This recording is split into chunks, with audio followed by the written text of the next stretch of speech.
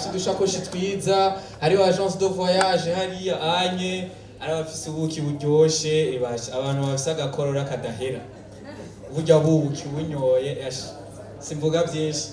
Hari abafise imishatsi koko bashaka kubererwa n'abamama, hari aba entrepreneur yanyu bubaka amazu, hari abafise ama produit. Tukangira ikintu kibuze ngaha sinze ko mwabibonye ni gitoro. No umuntu afise igitoro. Uwo nawe no mu minsi izagira nawe tuzomuronka muri Pesa yetu.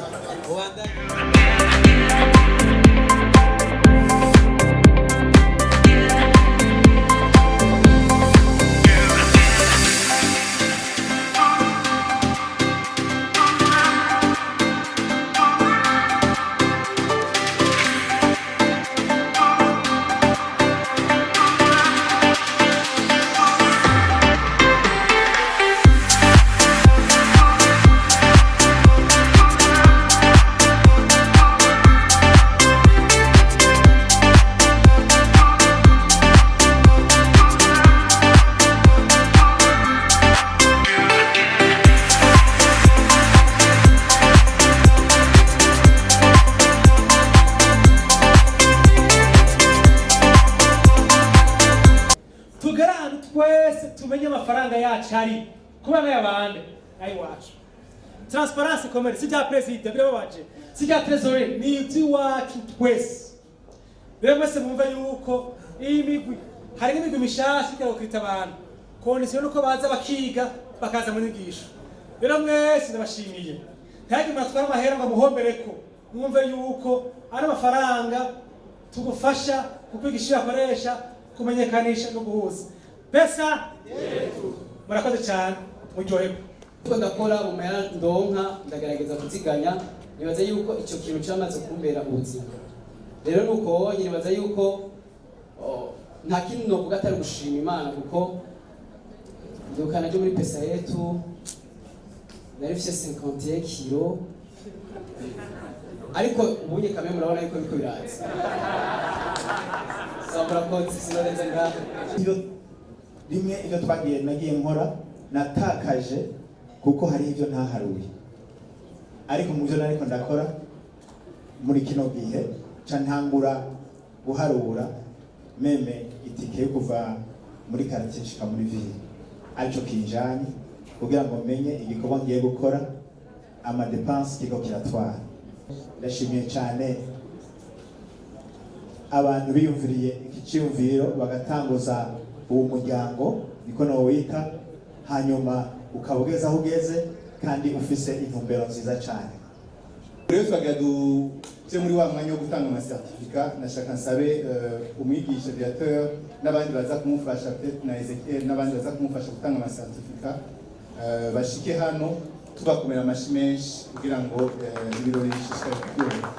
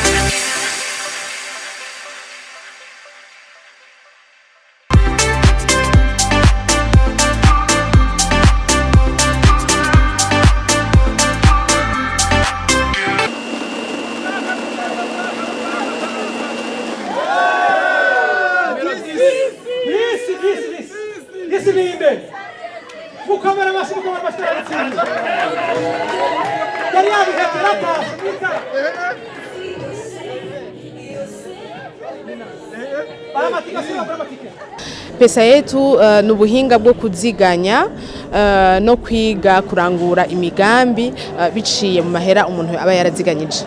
Tugitangura gutegura urubanza twari dufise igicapo cyo guhuza abapesa yetu bose imigwi yose yashoboye gushika hano naho bataje bose bakwiye igitigiri ariko imigwi yose yashoboye guserukirwa. Iyo rero yari objectif twari twihaye twayishitseko ico catunezereje kugira twerekane ivyo abapesa yetu barangura twongere tunabagirire publicité ku batari babizi kandi twongere dutume n'abandi batari yumvira kugira iciyumviro ca business babone nabo nyene ko bashobora kubishobora. Umuntu atarinjira mu Pesa yetu yarahomvye cane gose no himiriza umuntu wese yoba ariko arakurikirana iyi televiziyo yanyu yuko yokwegera abigisha ivy'ubuhinga bwa Pesa yetu kugira ngo yige kugira ngo nawe ntasigwe mu iterambere kuko Pesa yetu bingana iterambere. Bakunzi ba ICTV Burundi ko mwavyiboneye uno munsi twagorobeje muri Pesa yetu aho habaye urubanza ruba rimwe mu mwaka ruhuza aba Pesa yetu bose. Rero habereye ibikorwa bitandukanye, habayemwo amatombola, habayemwo gutanga amacertificat, habayemwo ihanishwa ry'ibidanazwa bitandukanye nkuko muhava muvyibonera mu kanya cyane ko mwavyiboneye. Rero hano rero duhagaranye n'abantu babiri, okay murabona ko barafise amacertificat mu ntoki, abandi nabo baravuga bati twatomboye. Rero dushaka kubabaza mu batomboye biyumva gute mbe n'abatatomboye biyumva gute kano kanya. Reka munyamere mpere kuri no mu gentleman sinzi ndanafise certificat mugabo sinzi ko yatomboye cyangwa atatomboye aza kubitubwira n'ingene yumva. Okay murakoze. Je nitwa Ndemesha Gentil nkandi umugwi witwa Youth for Bright Future ukoresha ubuhinga Pesa yetu. Rero nkabandi umwe mu banyeshuri bashoboye kuronka inyigisho za Pesa yetu kubijanye na formation sur l'entrepreneuriat en création et gestion d'une micro-entreprise. Yafasha amezi atatu two turiga yari inyigisho nziza zadufashije mu buzima kandi zibana yazidufasha mu buzima bwa misi yose.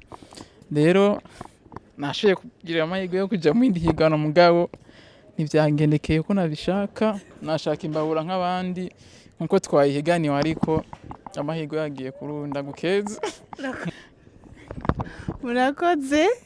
Nanje nitwa Anaïs Dushime nkabandi mugwi wa YPF turi mu rugumwe eko hama jewe hejuru yuko nabaye mu bambere bagize formation nashoboye gutsindira kandi mbabura kwitombora vraiment ingyoye mutima agomba shimye cyane Pesa yetu ku bikorwa vyayo nongera ndabakeza kandi nongera numira abandi barinde batomboze kuko nanje natomboye. Urakoze. Pesa yetu. Pesa yetu. Pesa